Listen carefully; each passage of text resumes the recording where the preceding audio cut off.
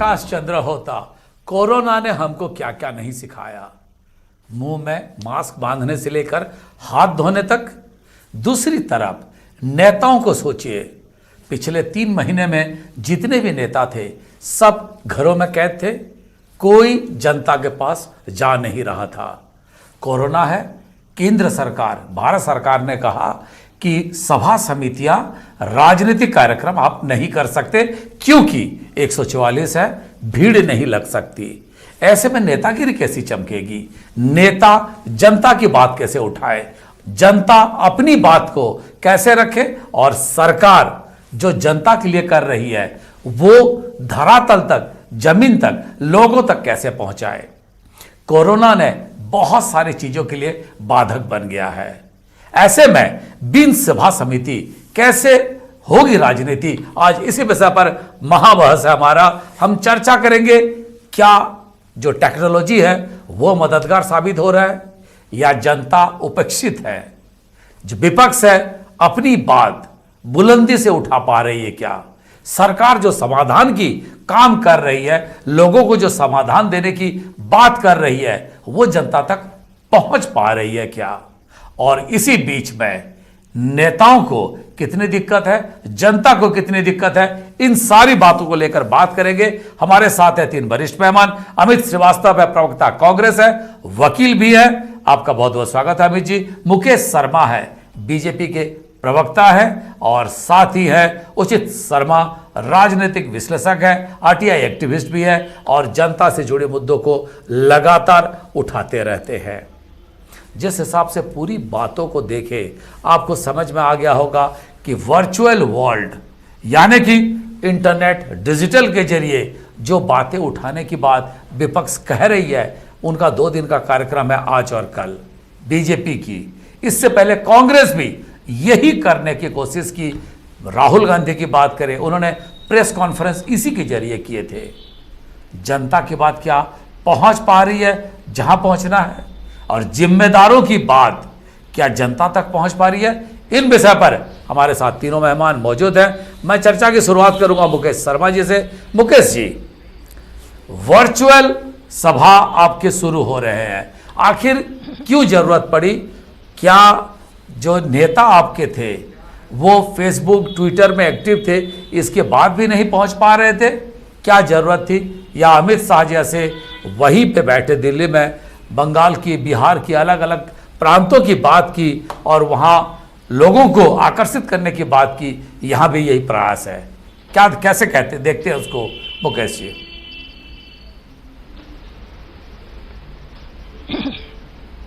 देखिए होता जी, सबसे पहले तो मैं धन्यवाद देना चाहूँगा आपके चैनल को कि आपने भी लगातार ये कोविड-19 के दौरान लोगों को जागरूक करने के लिए, जागरूकता फैलाने के लिए जो काम किया है, इसके लिए मैं आपके चैनल को, आप सब लोगों को धन्यवाद देता हूँ।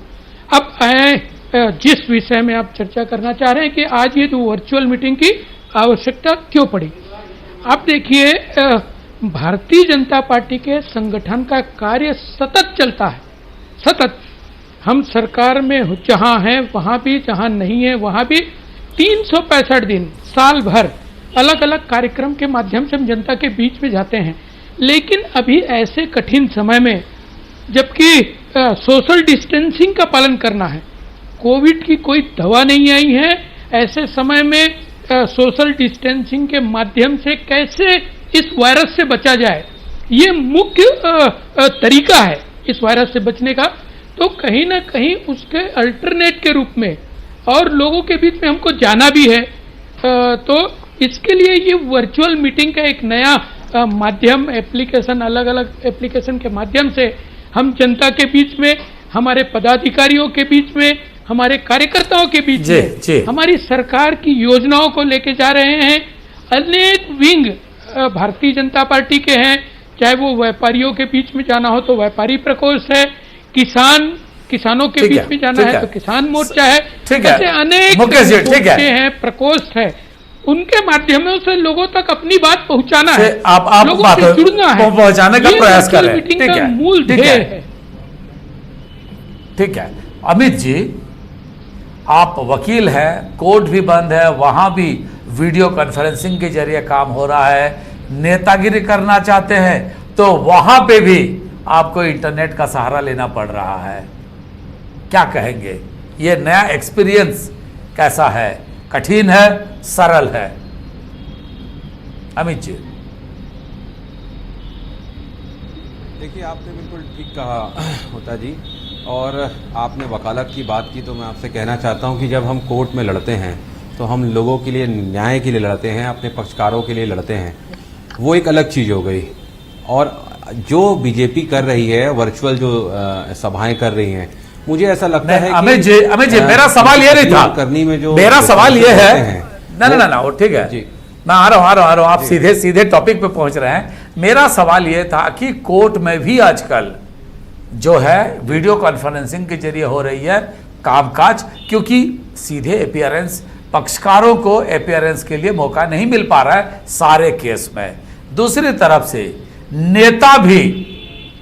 नेता भी डिजिटल हो गए हैं। मैं यही एक्सपीरियंस की बात कर रहा हूं, बाद में मैं टॉपिक पे आऊंगा।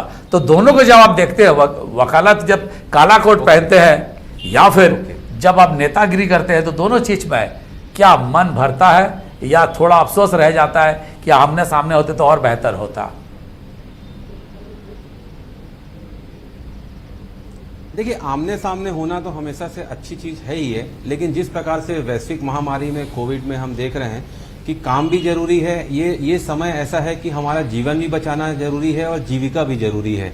तो कोर्ट में जैसे काम, मैंने आपको कहा कि आज पक्षकार जो रियली जिनको अभी न्याय की दरकार है, तो उनको रुकना पड़ रहा था। तो कोर्ट ने एक बीच का रास्ता निकाला कि जो अर्जेंट मैटर्स हैं, अगर क्यों ना हम उसको सोशल डिस्टेंसिंग को फॉलो करते हुए अगर हम उसको लिस्टिंग करें, तो निश्चित तौर पे वो तो एक अच्छी चीज़ है। आज लोगों को न्याय भी मिल रहा है, हम सोशल डिस्टेंसिंग भी कर रहे हैं और सारी गाइडलाइंस को फॉलो करके कोर्ट में काम हो रहा है।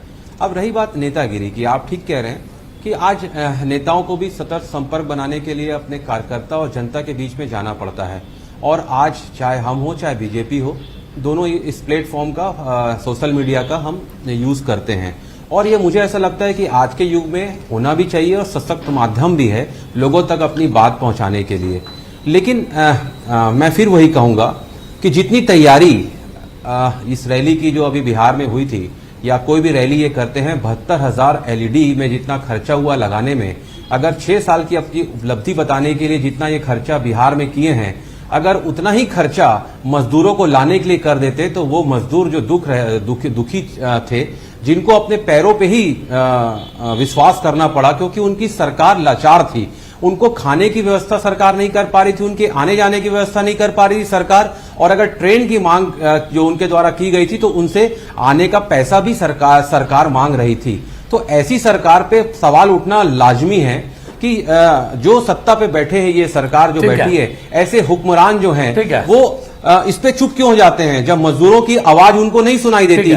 जी अमित जी मैं आ रहा हूं आपके पास भी आऊंगा। मैं उचित जी से सुनाई नहीं देती। ठीक है, मैं अमित जी से एक बात ले लो। अमित जी एक सेकंड, मैं उचित जी से एक बात कर लूं, फिर आप दोनों के पास आऊंगा। उचित जी, नेतागिरी, नेता का मतलब होता है और अच्छे भाषण का मतलब होता है तालियों की गड़गड़ाहट।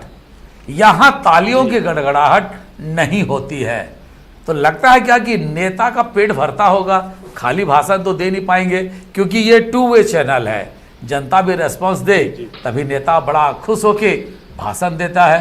क्या कहेंगे आप उचित जी? मुझे लगता है कि नेता जो है वैसे भी काफी स्मार्ट है। इन्होंने तो तालियों की गड़गड़ाहट और गूंज भी इन्होंने टेप करा के अपने पास रखी होगी कि बीच बीच में इसको भी चलाते रहिए, ये अलग बात है। वैसे भी नेता जो है चुनाव तक और चुनाव के पहले भी हमेशा डिजिटल रहते थे, चुनाव के बाद तो कभी फिजिकल जनता के साथ तो होते ही नहीं थे। ये और डबल दुर्भाग्य है देश की जनता का और प्रदेश की जनता का कि अपने जितने भी नेता है चुन के जिनको भेजते हैं वो उनसे फिजिकल मेल मिलाप तो कर ही नहीं पाते। वो बात अलग है कि अभी कोविड-19 में ये सब चीजें नहीं चल पा रही है, नहीं हो पा रही है। लेकिन ये बात है कि जो इतनी बड़ी बड़ी रैली कर, जी बोलिए होता जी। मैं एक चीज पर पूछना चाहता हूं। हमने अगर इस डिजिटल की बात करें, डिजिटल एक्सपीरियंस की बात करें, हम कोर्टरूम की बात कर रहे थे। संसार ने देखा है सबसे पहले, मेडिकल सेक्टर ने सबसे पहले डिजिटल का फायदा उठाया। ये जो होता है वर्चुअल पे किस तरह से ऑपरेशन होता है और लोग कैसे उसको देखते हैं। एक ऑपरेशन थिएटर में सभी लोग नहीं रह सकते, तो उसको कंट्राइव एक्सपीरियंस कहा जाता है, जहां लगभग सही जैसा होता है और पूरे ऑपरेशन को दिखाया जाता है ताकि मेडिकल के बाकी जो वार्ड के लोग देख पाए जटिल ऑपरेशन कैसे होता है। पढ़ाई में भी लागू हुआ, बहुत अच्छी बात है। देश की जुडिशियरी हर वक्त लोगों के लिए काम करती है। उन्होंने भी कोविड के समय यह निर्णय ले लिया कि ना, अर्जेंट मैटर अगर होगा तो न्याय लोगों को मिलना चाहिए। उनके लिए भी ऑनलाइन बंदोबस्त कर दिया कि आप इसको भी वीडियो कॉन्फ्रेंसिंग के जरिए वकील अपनी बात रख सकते हैं, जजमेंट हो सकता है, आर्गुमेंट हो सकता है, अर्जेंट हियरिंग हो सकता है। पर नेतागिरी में क्या लगता है आपको जनता आ पाएगी, जनता जुड़ पाएगी? क्योंकि बाकी सब तो ठीक है, आप जो जनता है वो बहुत ज़्यादा संख्या में है, तो आपको लग रहा है कि नेता जब अपनी भाषण देते हैं तो जनता उधर से कुछ बोल पाती होगी? उचित जी? नहीं, मुझे नहीं लगता कि इसका बहुत अच्छा रिस्पांस कोई भी राजनीतिक पार्टियों को मिलता होगा, क्योंकि ये जनता जो आप पहले जिसकी बात कर रहे थे, वहां आप देखिए जब मेडिकल में ऑपरेशन होते हैं तो वहां 2 वे कम्युनिकेशन होता है, जिसकी पहले आपने बात की। दूसरा, जो आपने कोर्ट की बात की और जो शिक्षा की बात की, ये दोनों बहुत जरूरी है, इसको छोड़ा नहीं जा सकता, चाहे वो एक 1 वे कम्युनिकेशन हो चाहे 2 वे हो, लेकिन दोनों बहुत जरूरी है, इसलिए इनको करना आवश्यक है, इसीलिए ये किया जा रहा है, चाहे कोर्ट की बात हो चाहे शिक्षा की। तीसरी बात आप ये राजनीतिक आप ले रहे हैं कि ये राजनीतिक लोग जो अगर डिजिटली प्लेटफॉर्म को ये यूज कर रहे हैं, मुझे नहीं लगता कि उतना रिस्पॉन्स उतना लोगों को उनको मिल पाएगा। ये केवल एक औपचारिकता और एक माहौल क्रिएट करने की कोशिश कर रहे हैं, ये ताकि हम एक राजनीतिक क्या मुकेश जी, आप पर आरोप ना लगे, विपक्ष में रहते हुए आवाज नहीं उठाए, इसीलिए आप इस तरह के वर्चुअल वर्ल्ड पे बात करते हैं ताकि आप पे यह ना आरोप लगे कि विपक्ष में रहते आपने आवाज नहीं उठाई?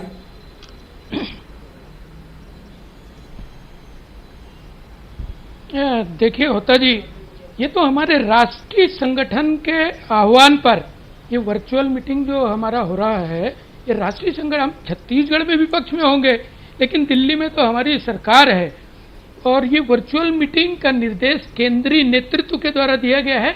और कहीं ना कहीं चाहे आप इसको मजबूरी कह लें, चाहे इसको आवश्यकता कह लें, चाहे ये डिजिटल युग में अपने आप को साथ रख के चलने का ढंग कह लीजिए, कि इस माध्यम से यदि हम जनता के बीच जाते हैं, लोगों के बीच जाते हैं, कार्यकर्ता के बीच जाते हैं, तो उसमें बुराई क्या है?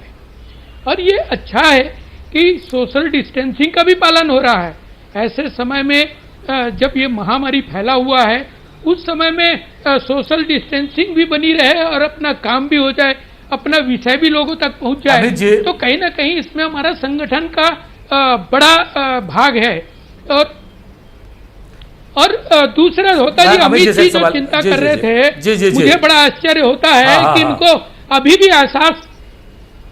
भी इनको एहसास नहीं होता जी कि ये सरकार में आ चुके हैं। अभी भी भारतीय जनता पार्टी ने क्या नहीं किया। भारतीय जनता, अरे आपने क्या किया ये तो बताइए। गुरुवार के दिन राजधानी के टाटीवन के अंदर में मजदूरों को हड़ताल करना पड़ा, प्रदर्शन करना पड़ा। तो ये जिम्मेदारी सरकार अपनी भूल के और भारतीय जनता पार्टी के ऊपर में आरोप प्रत्यारोप करने से कुछ नहीं होगा।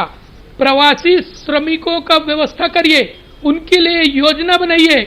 यदि केंद्रीय श्रम मंत्रालय के द्वारा निर्देश आते हैं अप्रैल महीने में कि आप इनके लिए योजना बनाइए, उस योजना को 17 प्रदेश के लोग लेके आ गए, छत्तीसगढ़ में पता नहीं है। तो ये लोग भारतीय जनता पार्टी को कोसना छोड़े, अमित जी क्या कहेंगे? जिम्मेदारी को निभाना की दिशा में आगे बढ़े। देखिए मेरे हमारे भाजपा के सम्मानित प्रवक्ता मेरे बड़े भाई हैं और मैं कहना चाहता हूं कि वो एक अच्छे प्रवक्ता हो सकते हैं। बड़ी अच्छी तकरीर कर रहे थे, मैं उनकी तकरीर सुन रहा था, लेकिन सारी बातें आप कह रहे थे ना होता जी कि कोर्ट की आप बात कर रहे थे। मैं आपको कहना चाहूंगा, आप बड़े विद्वान व्यक्ति हैं और हम आपका बहुत सम्मान करते हैं, लेकिन कोर्ट में जब बातें होती हैं, जब हम वहां पर अपनी पक्ष रखते हैं तो बात वहां पर मेरिट्स पे होती है, फैक्ट्स पे होती है। अब हम नेतागिरी की अगर हम बात करेंगे तो नेतागिरी में तो एक बार वादे कर दिए जाते हैं स्पीचेस में और बाद में बोल दिया जाता है चुनाव जीतने के बाद वो तो पार्टी का जुमला था। तो ये तो एक हाल है कि आज भी जनता इन पे विश्वास नहीं कर रही है। डिजिटाइजेशन इज वेरी गुड, क्या प्रदेश में भी ऐसा हो रहा है अमित जी? आप देखिए कि जिस प्रकार से क्या प्रदेश में भी, क्योंकि जी सुनिए, देखिए आपसे मैं निवेदन करता हूं, देखिए आप लोगों में धैर्य की बड़ी कमी है। मैं आपको बड़े धैर्यपूर्वक सुन रहा था। मैं आपसे निवेदन करता हूं मुकेश भैया, आप भी सुनने की कृपा करें। और जिस प्रकार से ये केंद्र में बैठी निष्ठुर संवेदनशील सरकार है और असीम दुख देने का जो लोगों को कार्य कर रही है, अरे आप मजदूरों की बात कर रहे थे, नैतिकता के नाते तो आपको मजदूरों पे बात करने का हक नहीं है। आपकी केंद्र में बैठी सरकार आज उन मजदूरों के, उनके बच्चों के पैर के छाले उन्हें नहीं दिख रहे थे, उनके पेट की आग उन्हें नहीं दिख रही थी, उन्हें उनकी भूख नहीं दिख रही थी, और आज आप बात कर रहे हैं मजदूरों की, उन प्रवासी मजदूरों की। अरे हमने उनकी चिंता की, हमारे केंद्रीय नेतृत्व ने कहा कि हम उन मजदूरों को लाएंगे, और बड़ी जिम्मेदारी के साथ, मैं बड़े गर्व और फख्र के साथ ये कहता हूं मुकेश भाई कि हमने हम आखिरी पड़ाव में है, 1 मिनट है, हमने उनको छत्तीसगढ़ में लाए, उनके रहने की व्यवस्था करी। अमित जी के आरोप का जी बिल्कुल, और हमने किया, और आपको तो आप समझ जाना चाहिए होता कि जिस प्रकार का आपकी सरकार ने लोगों को, मजदूरों को जख्म देने का काम किया, जब उनको मलहम लगाना था उनको नमक रगड़ने का काम किया है, और आपके पैरों के नीचे जमी नहीं, लेकिन आपको फिर भी यकीन नहीं, आने वाला समय जनता आपको निश्चित तौर पे इसका जवाब देगी। ये डायलॉग से कुछ नहीं होता है। जिम्मेदारी पूरी करने की दिशा में आगे बढ़िए। हम बड़ी जिम्मेदारी के साथ बात करते हैं। हमने जो वादे किए जनता से, छत्तीसगढ़ में हमने 36 वादों में 22 वादे निभा दिए, और आपके जैसे बाद में हम नहीं बोलेंगे कि ये जुमलेबाजी थी। आप बात सुन लीजिए। अरे शराबबंदी क्या हुआ? निश्चित रूप से शराबबंदी क्या हुआ? क्या हुआ शराबबंदी का? क्यों नहीं की शराबबंदी? सुनिए, अरे घोषणा पत्र 5 सालों के लिए होता है, आपको इतनी जानकारी नहीं है। अभी सरकार को 1.25 साल हुआ है, आप 1.25 साल में आपको सारे वादे कर रहे हैं, और आपने जब आपकी सरकार ने 2 करोड़ लोगों को रोजगार देने का वादा किया था, आज तक आप लोगों ने कितने लोगों को रोजगार दिया, मुझको ये बताइए। तीनों मेहमानों का बहुत बहुत धन्यवाद। मैं आप लोगों से एक बात कहना चाहूंगा कि आज तो समय हो गया है, पर एक बात है, सारी कार्यक्रम की अगर हम बात करें, एक चीज तो तय है, टेलीविजन में नेता ज्यादा देखते हैं, जनता के पास जाते नहीं। हो सकता है आंदोलन करने के लिए यह समय अनुकूल ना हो, पर बिना ताली के गड़गड़ाहट से क्या नेता भाषण देते हैं या दे पाएंगे, या फिर जनता को उन तक पहुंच के उनकी बात को कैसे उठाएंगे? निश्चित रूप से इसका भी रास्ता ढूंढना होगा, क्योंकि बिना जनता की नेतागिरी का कोई मतलब ही नहीं रहता। आज तो समय हो गया है, जवाब तो देना होगा। मैं सोमवार को फिर एक नए अंक लेकर आपके सामने उपस्थित होंगे, तब तक हमें दीजिए विदाई।